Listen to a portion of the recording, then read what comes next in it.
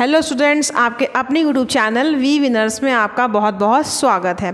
आज हम लोग शिक्षा के मनोवैज्ञानिक परिप्रेक्ष्य के नेक्स्ट क्लास में आ गए हैं। तो नेक्स्ट टॉपिक भी आज हम लोग कवर कर लेने वाले हैं। तो आज की वीडियो को आप लाइक ज़रूर कीजिएगा, कमेंट कीजिएगा, शेयर भी कीजिएगा और अगर हमारे चैनल पर नए हैं तो सब्सक्राइब भी ज़रूर कीजिएगा। तो मैं हूँ आकांक्षा और आज हमारा टॉपिक है वंशानुक्रम और वातावरण। ठीक है, तो देख लेते हैं हम लोग इसको।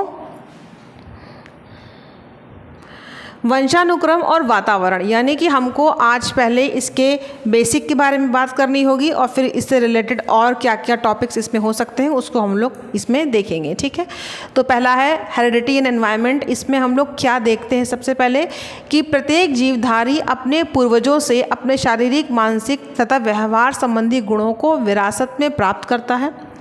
पूर्वजों के द्वारा हस्तांतरित किए गए गुणों के मिश्रित समूह को ही वंशानुक्रम कहा जाता है। एक बहुत ही सिंपल सी मैंने डेफिनेशन या परिभाषा मैंने इसमें कवर करी है। इसको फिर से देख लीजिए ध्यान से कि इसमें आपने देखा होगा शारीरिक, मानसिक और व्यवहारिक, ये यानी कि यहाँ पर आपको दिख रहा होगा कि शरीर से संबंधी आपके बौद्धिक क्षमता, मानसिक और व्यवहार संबंधी जो बिहेवियर आप देखते हैं उन गुणों से को विरासत में प्राप्त करता है, विरासत। ठीक है,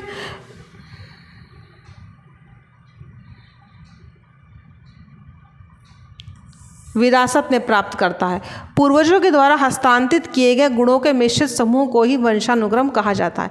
यानी कि हम अपने जो हमारे जितने भी शारीरिक, मानसिक या व्यवहार संबंधी जितने गुण होते हैं और जो हम अपने माता पिता से या अपने परिवार में पहले जो लोग आए, हमारे पूर्वज आए, उनसे जो हमें ट्रेट्स या गुण मिलते हैं उनको हम यहाँ पर वंशानुक्रम कहते हैं। इसका मतलब ये हुआ कि हम बहुत कुछ कहते हैं कि हमारी शक्ल हमारे मम्मी या पापा से मिलती है या हमारा बिहेवियर मिलता है, बात करने का तरीका मिलता है, तो उसे क्या कहते हैं, ये चीज़ें आपको अपने जो आपके पेरेंट्स हैं या आपके ग्रैंड पेरेंट्स हैं या मम्मी या पापा किसी की तरफ भी परिवार में आपकी शक्ल, आपका बिहेवियर, आपकी इंटेलेक्चुअल बुद्धि का क्षमता वगैरह मिलती है, तो वो क्या है, वो वंशानुक्रम है। उसे हम हेरिडिटी बुलाते हैं कि भाई ये हेरिडिटी है।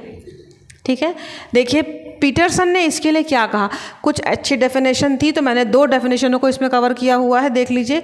पीटरसन के अनुसार कोई व्यक्ति अपने माता पिता के द्वारा अपने पूर्वजों से जो भी प्राप्त करता है उसे वंशानुक्रम के रूप में परिभाषित किया जा सकता है। देखिए इन्होंने लिखा है कि माता पिता के द्वारा पूर्वजों से जो भी प्राप्त करता है, यानी कि हम शारीरिक, मानसिक, व्यवहार संबंधी कोई भी तरह का गुण या ट्रेट प्राप्त करते हैं तो उससे हम यहाँ पे वंशानुक्रम कह रहे हैं।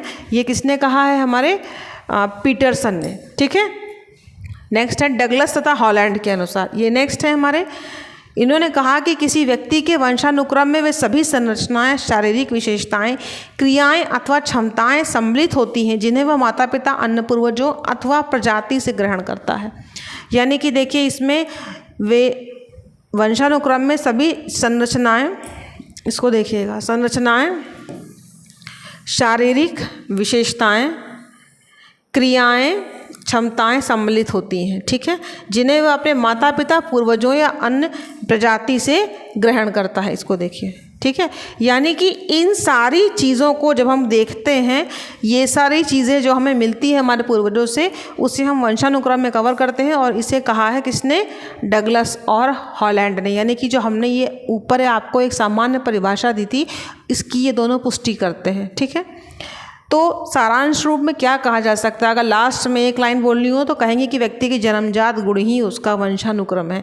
इन सब को अगर कंक्लूड करके एक लाइन बोलना हो तो कहेंगे कि क्या है, कि व्यक्ति के जन्मजात गुण उसके वंशानुक्रम है। क्योंकि हम जन्म से उन चीज़ों को करते हैं, हमने अभी उनको सीखा नहीं है, वो हमारे बिहेवियर में, हमारे बुद्धि में, हमारे शक्ल पे पहले से ही हैं। इसका मतलब जो हमारे जन्मजात गुण है उनको हमने वंशानुक्रम कहा। इन सब के आधार पे हमने एक लाइन बोलने का प्रयास किया ताकि आपको समझ में आए कि वंशानुक्रम क्या है। ठीक है, आगे देखते हैं। अब हमको देखना चाहिए कि वंशानुक्रम के नियम क्या है, लॉज ऑफ हेरिडिटी। यानी कि कैसे आप कह सकते हैं कि यहाँ पे इस बच्चे की शक्ल थोड़ी मिलती है, कभी कभी मिलती है, कभी कभी शक्ल नहीं भी मिलती है। तो बहुत सारे ये नियम हैं जिनके आधार पे हम उसको क्या कर सकते हैं, समझ सकते हैं, डिटेल में देख सकते हैं। तो चलिए देख लेते हैं। पहला है समानता का नियम, लॉ ऑफ रिजेम्बलेंस। इस नियम के अनुसार समान समान को ही जन्म देता है। ये देखिए, इसको देखिए, ये लिखा हुआ है समान समान को ही जन्म देता है। ये एक शब्द है इसका, इसी को ये बताता है। ठीक है, ये नियम कहता है कि बच्चों में अपने माता पिता के समान होने की प्रवृत्ति होती है। जैसे माता पिता होते हैं वैसे ही उनके बच्चे होते हैं। ये माना गया इस नियम के अनुसार, समानता के नियम के अनुसार, कि जो व्यक्ति जैसा होता है उसके बच्चे वैसे ही होते हैं। वो उस समान समान को ही जन्म देता है। इसलिए बच्चों की शक्ल, उनका व्यवहार, सब कुछ क्या होता है, उनके माता पिता से मिलता है। ठीक है, ये इसका नियम ये कहता है। इस नियम के अनुसार ये आप कह सकते हैं। अब नेक्स्ट है हमारा भिन्नता का नियम, लॉ ऑफ वेरिएशन। यह नियम पूर्ववर्ती नियम का पूरक है, जो कहता है कि बच्चे पूर्ण रूपेण अपने माता पिता के समान नहीं होते। ठीक है, वरन उनमें अपने माता पिता से कुछ अंतर भी होता है। कभी कभी बुद्धिमान माता पिता के बच्चे औसत बुद्धि या अल्प बुद्धि वाले भी होते हैं। आपने ये भी देखा होगा, हमेशा कोई डॉक्टर है तो बहुत तेज़ थे भाई, तो उनके बच्चे डॉक्टर की पढ़ाई करे तो नहीं कर पाए, क्योंकि हम मान लेते हैं कि ज़रूरी नहीं है कि अगर माता पिता बहुत अच्छी IQ बुद्धि लब्धि वाले हैं, बहुत इंटेलिजेंट है, तो उनके बच्चे भी वैसे ही होंगे। तो ये यहाँ पर ये नियम बताता है कि कई बार ये अंतर भी होता है कि हम जैसे बच्चे पेरेंट्स होते हैं वैसे उनके बच्चे नहीं होते। इसलिए ये वाला नियम आपका हो गया। अब आ गया प्रत्यागमन का नियम, लॉ ऑफ रिग्रेशन। प्रत्यागमन के नियम के अनुसार पहले गुण में औसत की ओर प्रत्यागमन करने की प्रवृत्ति पाई जाती है। ये देखा गया कि देखिए यहाँ पे एक शब्द आया है औसत, इसको देखिएगा, औसत की ओर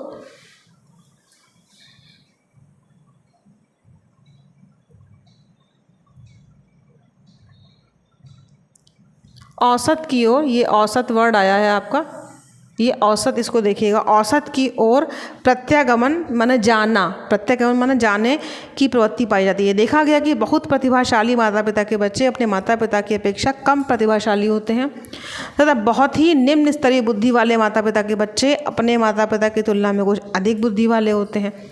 यहाँ पे देखिए दो चीज़ें बता रहा है कि बहुत प्रतिभाशाली माता पिता के बच्चे अपने माता पिता की अपेक्षा कम प्रतिभाशाली होते हैं, और बहुत ही निम्न स्तरीय बुद्धि वाले माता पिता के बच्चे अपने माता पिता की तुलना में अधिक बुद्धि वाले होते हैं। तो लॉ ऑफ रिग्रेशन में बता रहा है कि प्रत्येक गुण में औसत की ओर, औसत क्या होता है, सेंटर पॉइंट होता है औसत। तो इस कंडीशन में हम ये समझ रहे हैं कि औसत का मतलब किसी चीज़ का जो मध्य बिंदु होता है वही औसत होता है। तो सेंटर में जाने का एक टेंडेंसी होता है चीज़ों का कि थोड़ा पीछे भी आए फिर सेंटर की ओर जाते हैं। इसीलिए बहुत प्रतिभाशाली बच्चों के माता पिता के बच्चे कुछ कम प्रतिभाशाली भी हो जाते हैं, और निम्न स्तरीय वाले बुद्धि जो माता पिता के बच्चे होते हैं वो कभी कभी कुछ अच्छी IQ वाले भी हो जाते हैं। इसलिए इसको प्रत्यागमन का नियम कहा गया। ठीक है, तो ये आपके 3 नियम हमने बताए।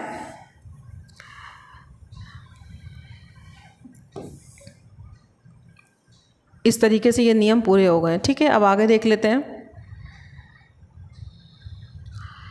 नेक्स्ट है हमारा चयनित गुणों का सिद्धांत। ठीक है, चयनित गुणों का सिद्धांत।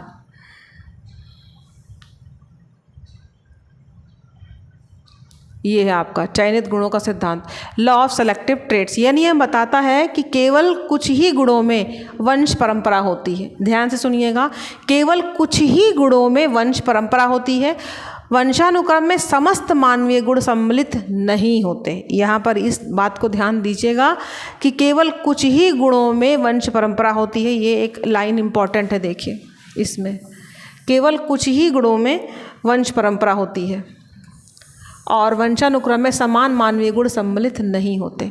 समस्त यानी कि आप सारे ट्रेट्स को नहीं कह सकते कि वंशानुक्रम में शामिल होता है। कुछ गुण ऐसे भी होते हैं जिन्हें व्यक्ति वातावरण के प्रतिक्रिया के दौरान अर्जित करता है। ये देखिए, ये वर्ड आप देख रहे हैं अर्जित, इस वर्ड को देखिएगा, ये है अर्जित। ये एक इम्पॉर्टेंट वर्ड है। अर्जित का क्या मतलब होता है? एक चीज़ होती है जो हमें पहले से मिली होती है हेरिडिटी में, कि मेरी शक्ल मेरी मम्मी से मिलती है, ठीक, लेकिन कुछ गुण ऐसे हैं जो मैंने अपनी मम्मी या पापा के नहीं पाए, वो मैंने व्यवहार में वातावरण के दौरान व्यवहार करते वक्त अधिगम या लर्निंग के से सीखे। तो जो गुण हम अर्जित करते हैं उसको हम नहीं वंशानुक्रम में काउंट करते हैं। समझ रहे हैं आप? तो देखिए, केवल कुछ ही गुण में वंश परंपरा होती है, सारे गुणों में वंश परंपरा नहीं होती। हर गुण आपका ये नहीं कहलाता कि हमें हेरिडिटी से प्राप्त हुआ है, ठीक है। वंशानुक्रम में समस्त मानवीय गुण सम्मिलित नहीं होते। कुछ ऐसे गुण भी होते हैं जिन्हें व्यक्ति वातावरण से प्रतिक्रिया के दौरान अर्जित करता है। हम बहुत सारी चीज़ें दो ही चीज़ें हैं, वंशानुक्रम और वातावरण, दो ही पॉइंट है आपके। तो वातावरण को हम अलग रख रहे हैं क्योंकि वो हमने अपने वातावरण में व्यवहार करते हैं तो हम कुछ सीखते हैं, ठीक है। जैसे आपने किसी से कुछ बात किया तो कुछ उसने आपको बात करने के दौरान आपने उसे कुछ सीखा, बहुत सिंपल तरीके से अपने दैनिक जीवन में, डेली रूटीन में, ठीक। तो वो क्या है? वातावरण से सीखा आपने। लेकिन अगर आपके बात करने का तरीका आपकी मम्मी से मिलता है तो ये हेरिडिटी है, क्योंकि आपकी मम्मी जैसे बात करती थी वैसे आप बात करते, पापा जैसे आपकी शक्ल है, आँखें हैं, ठीक है। यानी कि आँखों का रंग, त्वचा का रंग, खून का प्रकार, ये सब क्या है? चेहरे की बनावट। अब कोई किसी की शक्ल अपने पापा से मिलती है, मम्मी से मिलती है, तो वो ये चीज़ें वातावरण से थोड़ा ना कवर की जा सकती है। ये तो हमें उनके पेरेंट्स से मिली है, इसीलिए इसको बोला गया कि लॉ ऑफ सेलेक्टिव ट्रेड्स, यानी कि चयनित गुणों के सिद्धांत में हम इस पॉइंट को रखेंगे, ठीक है। नेक्स्ट देख लेते हैं, मातृ व पितृ पक्षों का नियम, law of maternal and paternal lines. ये आपका एक नेक्स्ट है, देखिए इसको देखिए।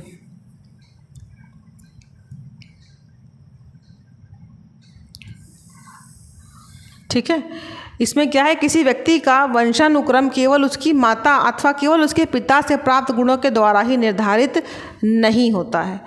किसी व्यक्ति का वंशानुक्रम केवल उसकी माता अथवा पिता से प्राप्त गुणों के द्वारा निर्धारित नहीं होता, वरन बालक की माता व उसके पूर्वजों के द्वारा तथा उसके पिता व उसके पूर्वजों के द्वारा उसके वंशानुक्रम के आधे आधे भाग का निर्धारण होता है।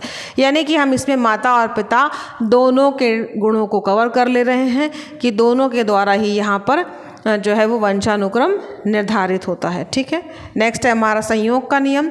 वंशानुक्रम के निर्धारण में संयोग का अत्यंत महत्वपूर्ण स्थान रहता है तथा नहीं होगा महत्वपूर्ण भूमिका तथा स्थान। हाँ ठीक है, भूमिका तथा स्थान होता है। संयोग का मतलब चांस की बात है ये, तो जिसके कारण वंशानुक्रम कभी कभी पूर्णतया सत्य भविष्यवाणी करना इसका संभव नहीं है। हम हमेशा एकदम ऐसा प्रेडिक्शन नहीं कर सकते कि इस सिद्धांत के अनुसार, लॉ के अनुसार कि ऐसा ही होगा, ठीक है।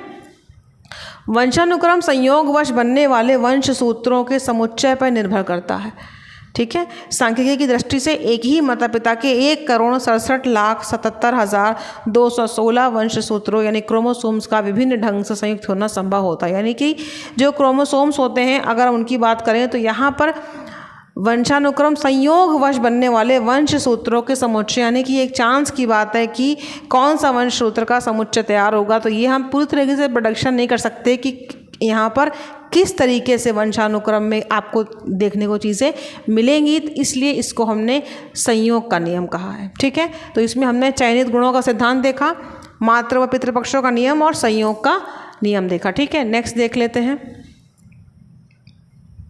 अब आपने वंशानुक्रम देखा, वंशानुक्रम क्या होता है और कौन कौन से सिद्धांत वहाँ पे लगते हैं।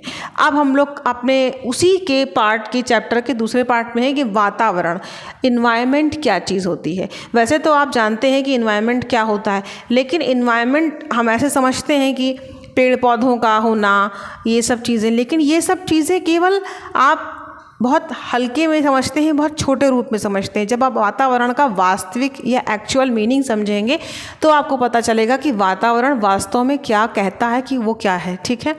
पहली बात तो ये कि इसके लिए पर्यावरण शब्द का भी प्रयोग होता है, ये तो आप जानते हैं, लेकिन फिर भी आप इसको समझ लीजिए कि इसके लिए पर्यावरण शब्द का प्रयोग भी होता है, ठीक है। साधारण बोलचाल की भाषा में वातावरण का तात्पर्य व्यक्ति के आसपास के चारों तरफ उपस्थित परिस्थितियों से होता है। देखिए, बहुत सिंपल भाषा में मैंने इसको समझाने का प्रयास किया कि व्यक्ति के चारों ओर उपस्थित परिस्थिति, हमारे चारों ओर जो जितनी भी परिस्थिति है उसको हम हमारा वातावरण कहते हैं। अब देखिए, इसको हम लोग इसके शाब्दिक अर्थ को समझ लेते हैं कि वातावरण, पर्यावरण शब्द की संधि विच्छेद से पता चलता है कि पर्यावरण परि तथा आवरण, देखिए यहाँ पे दो शब्द हैं, परि तथा आवरण, इसको हम लोग प्लस भी लगा देते हैं, परि तथा आवरण से बना। यानी कि परि माने क्या होता है, परि का अर्थ है चारों ओर, और आवरण का अर्थ है ढकने वाला। इसको देखिए, परि प्लस आवरण, यानी कि परि का अर्थ है चारों ओर और आवरण का अर्थ है ढकने वाला। अतः पर्यावरण शब्द का शाब्दिक अर्थ हुआ चारों ओर ढकने वाला। ये देखिए, चारों ओर ढकने वाला। अतः किसी भी व्यक्ति के चारों ओर जो कुछ भी हो वो उसका पर्यावरण। हमारे चारों ओर जो कुछ भी है हमारे, वो हमारा पर्यावरण। ठीक है। अब आप जिस रूम में खड़े हैं, जिस कमरे में खड़े हैं, आप जिस कमरे में बैठे हैं, उस कमरे के चारों ओर जो सामान है, जो वातावरण है, वो सब आपका वातावरण। बाहर निकलिए तो वैसा वातावरण। अब वातावरण के भी विभिन्न रूप हो जाते हैं हमारे। ये एक शाब्दिक अर्थ हुआ इसका। ठीक है। अब देखिए, वुडवर्थ ने एक बहुत अच्छी बात कही, वो मैंने आपको यहाँ बताई है कि वातावरण के अनुसार वातावरण में समस्त बाह्य तत्व आ जाते हैं जिन्होंने जीवन प्रारंभ करने के समय से व्यक्ति को प्रभावित किया हो। यानी कि जब से हमारा जीवन शुरू होता है, हमें बाहरी वातावरण, बाहरी चीज़ें प्रभावित करना शुरू कर देती हैं। तो ये एक बहुत ही अच्छी परिभाषा है इनकी, इसलिए हमने आपको इसमें कवर किया। अब आपने वातावरण का अर्थ देखा कि हमारे चारों ओर उपस्थित परिस्थिति वातावरण, ठीक है, उसको हमने यहाँ पे पर्यावरण के रूप में परिभाषित किया। ठीक है। अगला देखिए, वातावरण अनेक वस्तुओं के समावेश से बनता है तथा इसके अंतर्गत वे सभी बातें आ जाती हैं जो बालक के शारीरिक, मानसिक, सामाजिक, नैतिक और आध्यात्मिक विकास को प्रभावित करती हैं। वातावरण हमारे जीवन में क्या करता है, किस किस चीज़ को प्रभावित करता है, इसको देखिए। शारीरिक, मानसिक, सामाजिक, नैतिक, आध्यात्मिक विकास, यानी कि लगभग सारे तरह के विकास को प्रभावित कर रहा है। ठीक है। वातावरण का विस्तार असीमित है। हम वातावरण के प्रभाव को कभी भी ये नहीं कह सकते कि कितना है, वो बहुत बड़ा प्रभाव आपके पूरे जीवन में पड़ता है और वे सभी परिस्थितियाँ इसमें आ जाती हैं जो प्राणी को किसी भी रूप में प्रभावित करती हैं। अब वो वातावरण आपके घर का हो सकता है, बाहर का हो सकता है, परिवार का हो सकता है, ठीक है, समाज का हो सकता है, भौतिक हो सकता है, ठीक है, सांस्कृतिक हो सकता है, ठीक है। बहुत तरह से वातावरण को हम डिफाइन करेंगे आगे। अभी देखते हैं कि वातावरण को दो भागों में बांट सकते हैं। हमने बताया कि एक आंतरिक और बाह्य है, इसको ध्यान रखिएगा। आंतरिक ये आपके दो वातावरण हैं, आंतरिक और बाह्य, यहाँ हमने इसको दिखाया है। और नीचे एक है जन्म से पूर्व का वातावरण, ठीक है, और एक जन्म पश्चात वातावरण। ये दो है, इसको देखिएगा। आंतरिक और बाह्य। आंतरिक वातावरण से तात्पर्य व्यक्ति के शरीर में विद्यमान परिस्थितियों से है और बाह्य वातावरण से तात्पर्य घर, परिवार, समाज में उपलब्ध परिस्थितियों से। तो आंतरिक में उन्होंने क्या कवर किया है, इसको देखिए। व्यक्ति के शरीर में विद्यमान परिस्थिति, तो ये शरीर से संबंधी वातावरण हो गया। और बाह्य का मतलब घर, परिवार, समाज, स्कूल, कॉलेज, सोसाइटी, इसमें सब कवर हो जाएगा, इसमें की परिस्थितियों से होता है। बाह्य वातावरण को पुनः, अब जब बाह्य वातावरण की बात कर रहे हैं तो इसको हम फिर से देख रहे हैं कि ये कहाँ कहाँ आता है। ये भौतिक वातावरण, सामाजिक वातावरण, आर्थिक वातावरण,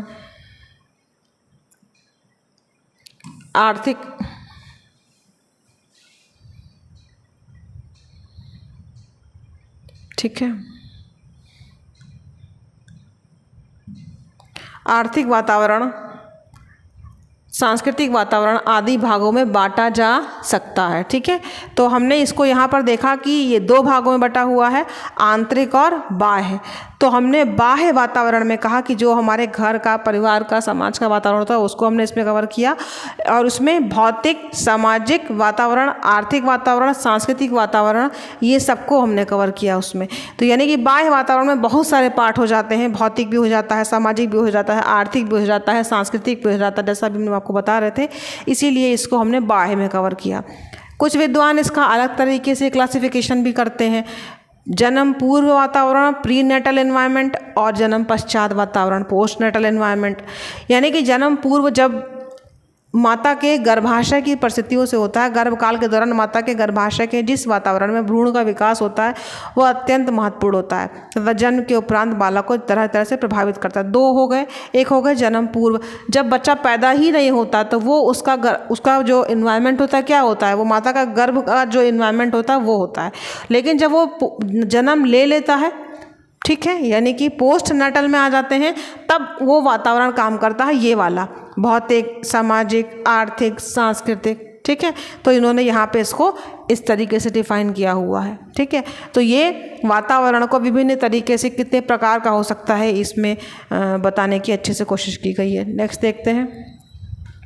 अब बात आती है कि हमने इस चैप्टर को पढ़ लिया, लेकिन जब भी कुछ पढ़िए तो उसका शिक्षा से क्या महत्व है उसका। आप एजुकेशन सब्जेक्ट के हैं तो आपको पता होना चाहिए कि आप जो चैप्टर को पढ़ा आखिर उसका कोई तो इम्पोर्टेंस होगा। क्यों पढ़ रहे हैं आप, यूजलेस तो है नहीं, इसका मतलब इसकी इम्पोर्टेंस हमको देख लेनी है। आखिरकार वंशानुक्रम वातावरण जानने का फ़ायदा क्या है, क्यों एक टीचर को जानना चाहिए, क्यों एक स्टूडेंट को जानना चाहिए और क्यों पेरेंट्स को जानना चाहिए वंशानुक्रम वातावरण, ठीक है। अब देखिए पहला पॉइंट है हमारा, शैक्षिक दृष्टि से वंशानुक्रम तथा वातावरण का अत्यंत महत्व है। निसंदेह वंशानुक्रम को परिवर्तित नहीं किया जा सकता, परंतु वंशानुक्रम को ध्यान में रखकर बालक के विकास के लिए उचित वातावरण प्रदान किया जा सकता है जिससे उसका सर्वांगीण विकास हो सके, ठीक है। तो पहला पॉइंट है कि वंशानुक्रम की अगर बात कर लेते हैं तो इसके आधार पर हम ये कह सकते हैं कि वंशानुक्रम के जो गुण होते हैं उसे आप बदल नहीं सकते, लेकिन उसके लिए आप उचित वातावरण तो तैयार कर सकते हैं। मान लीजिए कि किसी बच्चे में अगर कोई ऐसी प्रॉब्लम है जो उसके पेरेंट्स में भी थी, तो उसके अनुसार शिक्षा की व्यवस्था की जा सकती है, परिस्थितियों को बनाया जा सकता है, ठीक है। ताकि हमको ये पता है कि भाई किसी के पेरेंट्स में दिक्कत थी तो बच्चे में लगभग उसी तरह का बिहेवियर देखने को मिल रहा है या उसी तरह की समस्याएं, तो हम उसको वैसा वातावरण दे करके उसकी शिक्षा को क्या कर सकते हैं, प्रोग्रेस दे सकते हैं, ठीक है। नेक्स्ट है उसकी लर्निंग को हम बढ़ा सकते हैं। नेक्स्ट है आधुनिक शिक्षा में बालक को शिक्षा का केंद्र बिंदु माना जाता है। ये आपको पता ही होगा कि जो आपका आजकल की जो शिक्षा है वो क्या कहलाती है, बालक को केंद्र बिंदु मानते हैं, ठीक है। आजकल चाइल्ड सेंटर्ड एजुकेशन है, जो कुछ भी है उसके सेंटर में कौन रहता है, बच्चा, स्टूडेंट रहता है उसके सेंटर में। तो यहाँ पर हम बात कर रहे हैं, जब चाइल्ड सेंटर्ड की बात कर रहे हैं तो अतः बालक के विकास को प्रभावित करने वाले इन दोनों ही कारकों का अध्ययन करना महत्वपूर्ण माना जाता है। अभिभावक, अध्यापक, प्रशासकगण मानव विकास में वंशानुक्रम वातावरण की भूमिका और अंतःक्रिया से अवगत होकर बालकों के शैक्षिक विकास के लिए सक्रिय रूप से अनुकूल प्रयास कर सकते हैं। किस किस की बात करी है इन्होंने, अभिभावक मैंने बताया था आपको, पेरेंट्स की बात करी, ठीक है। अभी मैंने आपको पेरेंट्स की बात करी, अध्यापक की बात करी, मैंने यहाँ पे एडमिनिस्ट्रेशन में प्रशासक की बात करी, ठीक है।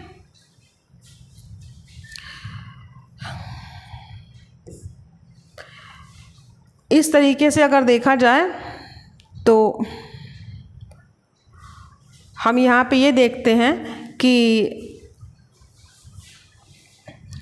हाँ, तो अभिभावक, अध्यापक तथा प्रशासकगण, ये तीनों व्यक्ति जो हैं क्या होंगे, यानी इसमें स्टूडेंट को भी आप शामिल कर सकते हैं, लेकिन चूंकि हमने स्टूडेंट को सेंटर में रख लिया इसलिए बता रहे हैं कि वंशानुक्रम और वातावरण के अनुसार हम ये देख सकते हैं कि बच्चे के अंदर क्या क्या चीज़ें पहले से हैं वंशानुक्रम के गुण, और उसके आधार पे हम उसे कैसा वातावरण दें कि उसकी लर्निंग को बढ़ाया जा सकता है, ठीक है।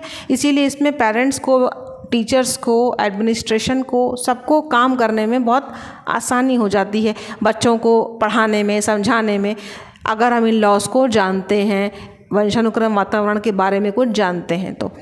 नेक्स्ट है अध्यापक तथा अभिभावक गणों को बालक के शारीरिक मानसिक विकास का मूल्यांकन करते समय वंशानुक्रम को ध्यान में रखना चाहिए। मूल्यांकन करते समय इसको देखिए, ये आपने एक यहाँ पर बात करी मूल्यांकन, इवैल्यूएशन की जब बात करते हैं हम, इवैल्यूएशन की बात करते हैं, मूल्यांकन की बात करते हैं, तो मान लीजिए अगर यही सिद्धांत बात करता है कि जिसके पेरेंट्स की आईक्यू अच्छी है तो उस बच्चे का भी आईक्यू अच्छा होगा, तो निश्चित सी बात है कि अगर उसका आईक्यू अच्छा है तो उसका जो पढ़ाई का लेवल है वो भी बढ़िया होगा। अगर किसी बच्चे के माँ बाप जो हैं उनका आईक्यू अच्छा नहीं है तो बच्चे की आईक्यू भी अच्छी नहीं है। जैसे आपने कहा कि समान समान को जन्म देता है, अगर हमने इस सिद्धांत को पकड़ के चला तो आप ये मान सकते हैं। अब आपने किसी भी बच्चे का मूल्यांकन किया, कॉपी चेक किया, उसके व्यक्तित्व को देखा, उसके खेल कूद की प्रोग्रेस को देखा और फिर आपको लगा अरे इसमें अच्छा नहीं कर रहा, क्योंकि आपको ये ध्यान में रखना होगा कैसे कि जो वंशानुक्रम के जो नियम होते हैं उनके आधार पे हमें ध्यान रखना होगा। तो मूल्यांकन करते समय भी ध्यान रखना होगा कि इस बच्चे का हेरिडिटी कैसा है, इसको वंशानुक्रम से क्या गुण मिले, इसका वातावरण कैसा रहा, आज तक का वातावरण कैसा रहा। इसीलिए इन दोनों को जाने बिना मूल्यांकन कर देने से पता चलता है कि हम सही मूल्यांकन नहीं कर पा रहे हैं कि बच्चा वास्तव में इस कार्य में अच्छा था भी कि नहीं। हो सकता है वातावरण अच्छा ना मिला हो इसलिए अच्छा रिजल्ट नहीं आया, हो सकता है हेरिडिटी में रहा हो कुछ समस्याएं जिसकी वजह से अच्छे रिजल्ट ना आए हो। तो जानना ज़रूरी है वंशानुक्रम में वातावरण को। नेक्स्ट है, वंशानुक्रम से बालक को कुछ प्रवृत्तियाँ भी प्राप्त होती हैं जिनमें कुछ सामाजिक दृष्टि से अवांछनीय भी होती हैं। इन अवांछनीय प्रवृत्तियों पर ध्यान देकर इनके दमन और मार्गान्तिकरण का प्रयास करना चाहिए। कुछ प्रवृत्तियाँ टेंडेंसीज जो होती हैं, आप कह सकते हैं कुछ ऐसी, मान लीजिए किसी के जैसे आप देखते हैं कि अगर कोई क्रिमिनल या अपराधी प्रवृत्ति का रिकॉर्ड किसी के परिवार में रहा है तो वो एक गुण अगर इसको टेस्ट में आप देखिए या पाइए तो उसके आगे आने वाले समय में भी जो उसके बच्चे हैं या परिवार है उनमें भी ये प्रवृत्ति पाई जा सकती है। तो आप कुछ अच्छी प्रवृत्तियाँ होती हैं, कुछ बुरी प्रवृत्तियाँ होती हैं, और वो क्या होती हैं, समाज में अवांछनीय होती है, एक्सेप्टेबल नहीं होती। क्योंकि समाज में जो सोसाइटी में एक्सेप्ट होता है वही तो हम करते हैं, जो सोसाइटी हमारी स्वीकार नहीं करती वो बर्ताव हम नहीं करते हैं। तो हमें अगर पता होगा कि किसी के बिहेवियर में उसके पेरेंट्स में ये प्रॉब्लम थी तो इसलिए उसके बच्चे में भी है जो कि समाज को स्वीकृत नहीं है, तो हमें क्या करना होगा, उसका मार्गान्तिकरण करना होगा, उसको ख़त्म करना होगा, उसे नया मार्ग दिखाना होगा और सोसाइटी एक्सेप्टेबल बिहेवियर की ओर ले जाना होगा। तो ये हम तभी कर पाएंगे जब हम वंशानुक्रम वातावरण को जानते होंगे। अब देख लीजिए इसको, वातावरण का बालक के शारीरिक, मानसिक, सामाजिक, संवेगात्मक तथा नैतिक विकास में योगदान होता है। अतः घर, परिवार, समाज, विद्यालय में बालकों की वांछित योग्यताओं के विकास के लिए अनुकूल तथा अवांछित योग्यताओं को रोकने के लिए प्रतिकूल वातावरण उत्पन्न करने का प्रयास किया जाना चाहिए। यानी कि अभी तक आपने हेरिडिटी को देखा, वातावरण की बात कर रहे हैं कि वातावरण हमारे शारीरिक, मानसिक, सामाजिक, संवेगात्मक सब तरह के पक्ष को प्रभावित करता है। तो हमें एक बच्चे के अंदर बहुत सारी एबिलिटीज़ को, योग्यताओं को विकसित करने के लिए जो सही हो, क्या करना चाहिए, एक ऐसा वातावरण जो प्रतिकूल हो, उसके ग्रोथ में सहयोग दे, ऐसे वातावरण को बनाना चाहिए। ठीक है। और लास्ट है हमारा कि वंशानुक्रम तथा वातावरण दोनों का ज्ञान बाल विकास की दृष्टि से अत्यंत महत्वपूर्ण है। शैक्षिक कार्यक्रमों का निर्माण व संचालन भी बालक के वंशानुक्रम, वातावरण दोनों की अंतःक्रिया को ध्यान में रखकर ही किया जाना चाहिए। यानी कि जितने भी अगर वंशानुक्रम और वातावरण इनको हम जानते हैं, इनके बारे में समझते हैं, तो हम एक चाइल्ड के ऊपर अगर हम उसके ग्रोथ को देखें, लर्निंग को देखें, तो हमें पता चलेगा कि कहाँ पे किन किन चीज़ों की वजह से वो कमज़ोर है और कहाँ हम क्या क्या प्रयास करें कि उसे आगे बढ़ाएं।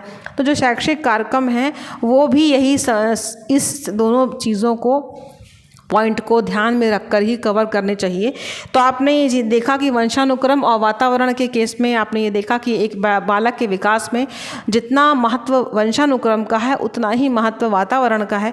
और अगर इन दोनों ही बातों को ध्यान में रखा जाए तो एक बालक के विकास को हम एक सही दिशा और एक सही रूप दे सकते हैं। तो आज के वीडियो में बस इतना ही, मिलते हैं नेक्स्ट वीडियो में, तब तक के लिए जय हिंद।